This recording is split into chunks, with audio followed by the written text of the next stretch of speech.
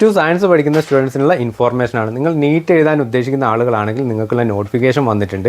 ഫെബ്രുവരി 7 മുതൽ മാർച്ച് 7 വരെയാണ് ടൈം ഉണ്ടാവുക. നിങ്ങൾ MBBS, BDS, BMS, BHMS പോലത്തെ മെഡിക്കൽ കോഴ്സുകൾ ചെയ്യാൻ ഉദ്ദേശിക്കുന്നുണ്ടെങ്കിൽ നീറ്റ് നിർബന്ധമായും ക്വാളിഫൈഡ് ആയിരിക്കണം.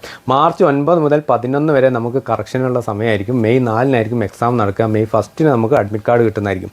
ജൂൺ 14 നമുക്ക് റിസൾട്ട് കിട്ടുന്നതായിരിക്കും. ഇപ്പോൾ നമ്മൾ നാട്ടിൽ ഇന്ത്യയിൽ നമ്മൾ മെഡിക്കൽ കോഴ്സുകൾ ചെയ്യണമെങ്കിൽ നിർബന്ധമായിട്ട് നീറ്റ് ക്വാളിഫൈഡ് ആയിരിക്കണം. അപ്പോൾ നമ്മളെ സയൻസ് ഗ്രൂപ്പുകളിലേക്കൊക്കെ ഈ ഇൻഫോർമേഷൻ ഷെയർ ചെയ്ത് കൊടുക്കുക. പല ആളുകളും ഇൻഫോർമേഷൻ എത്തിയിട്ടുണ്ടാവില്ല, അവരിലേക്കൊക്കെ ഇൻഫോർമേഷൻ ഷെയർ ചെയ്ത് കൊടുക്കുക.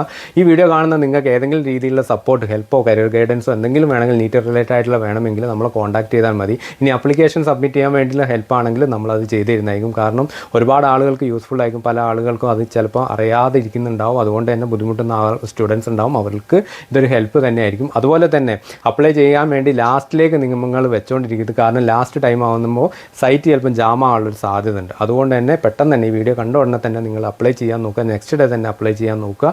എല്ലാ നിങ്ങളുടെ സയൻസ് ഗ്രൂപ്പിലേക്കും ഇൻഫോർമേഷൻ ഒന്ന് ഷെയർ ചെയ്ത് കൊടുക്കുക. താങ്ക്